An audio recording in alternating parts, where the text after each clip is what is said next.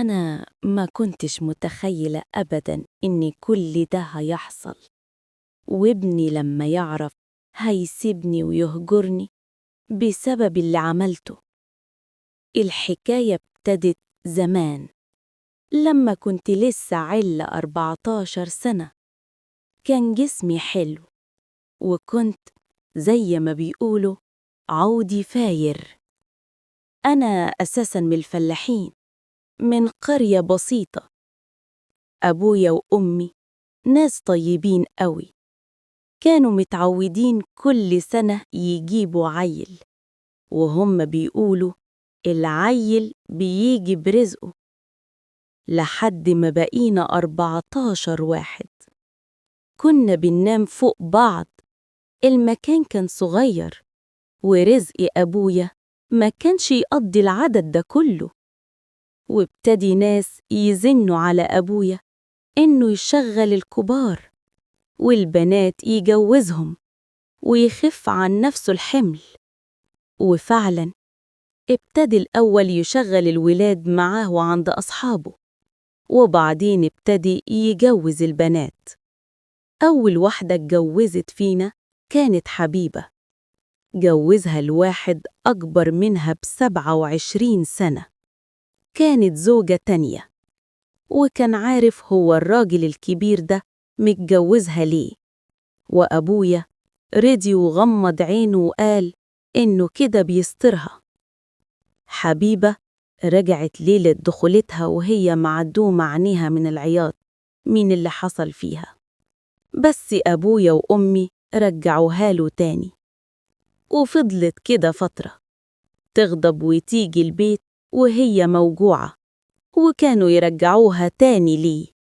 وبعدين اتجوزت نعمة، ودي كانت أول واحدة مننا تتجوز على يد الطلبة المحامي ده. اتعرف على أبويا على القهوة بالليل، وعرف إنه عنده بنات كتير وحلوين، وقال له إنه عنده رجالة بتيجي مصر يقضوا وقت ويتفسحوا، وبيكونوا عايزين يتجوزوا بنات صغيرة وحلوة، وطبعا كله بما لا يخالف شرع الله. وابتدي يزين الموضوع في عين أبويا ويقول له كله بيعمل كده، وإنت بتأمن مستقبل بناتك، وجوازتين والبنت تحوش اللي يغنيها وما يحاجهاش لحد، وكلام زي كده.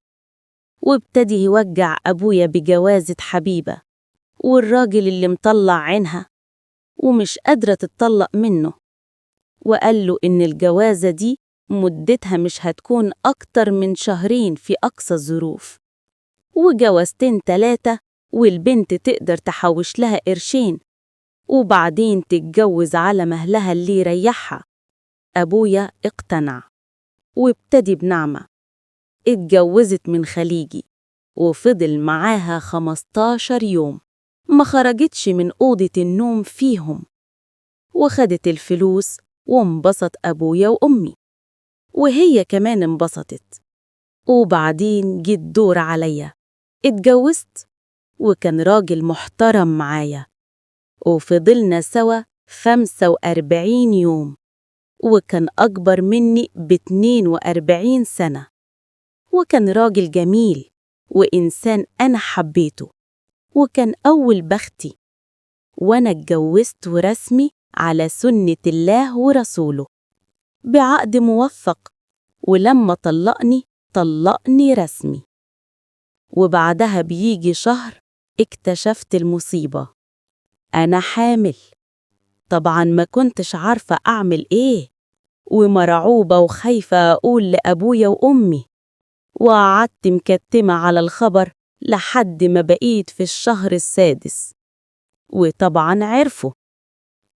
أمي كانت عايزة تسقطني، بس أبويا خاف إني أموت في إيدها، وقال إنه خليها تخلف، وهي ليها فلوس دلوقتي تربي بيها اللي جاي. وفعلا سكتوا على كده لحد يوم الولادة. ولما ولدت ما كنتش عارفة أكتب ابني باسم مين، بس أبويا قال باسم طليقك، مش هو أبوه. وكتبناه فعلا باسمه، وأنا معرفش حتى أي شيء عنه. وحياتنا كانت اتغيرت، وسبنا البلد بعد ما اتفضحنا، بس مستقبلنا اختلف، وبقينا معانا فلوس، وبدينا كلنا بداية مختلفة، ومحدش كان بيجيب سيرة الماضي أبدا. وكنت مفهمة ابني إنه أبوه مصري ومات، وعاش حياتها كلها على الأساس ده، لحد ما جه يوم أسود لما اتطلب في التجميد واكتشف إنه أبوه مش مصري أصلا. وهنا واجهني وفضل يضغط عليا، عايز يعرف مين أبوه وفينه.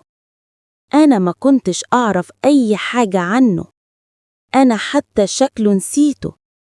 ابني فضل يضغط، ما قدرتش أرد عليه. ابتدي يروح السفارة ويدور، وعرف إن أبوه مات من 2 سنين، وكمان لقي عقد جوازي من أبوه، وعرف إني اتجوزت 1.5 شهر بس. وهنا واجهني بكلام صعب جدا، وسألني صراحة إذا كنت اتجوزت متعة أو مسيار ولا كان جواز عادي. ما كنتش عارفة أرد، أقول له إيه؟ بس أنا عارفة إنه مش حرام وإني مغلطتش، بس برضه أنا مش عارفة أفهم ابني إزاي إني اتجوزت علشان راجل يدفع لي فلوس مقابل كده. ده اللي كان شايفه ابني، وأنا ما كنتش قادرة أرد عليه أقول له إيه. ما كنتش عارفة أواجهه، كان كلامه صعب جدا. وبعد ما فضل يضغط عليا اعترفت له إني عملت كده فعلا، وإنه كان في بعد أبوه اتجوزت بنفس الطريقة 7 مرات، وده علشان أقدر أصرف عليه، وما كانش قدامي أي حلول تاني. أنا جهلة وما بعرفش أشتغل، وإخواتي ما يعرفوش غير نفسهم. كنت هعمل إيه؟ وخفت إني أجيب له زوج يضايقه، وكانت المصاريف تقيلة جدا عليا. ما كانش قدامي أي حل تاني، لكنه ما قدرش يستوعب اللي قلتهوله، وسابني وما كلمنيش تقريبا له دلوقتي 4 سنين، وأنا مش عارفة أعمل إيه. انتوا شايفيني إني غلطت؟ طيب إني عملت كده؟ انتوا شايفيني زي ما هو بيقول ما فرقش عن بنات الليل حاجة؟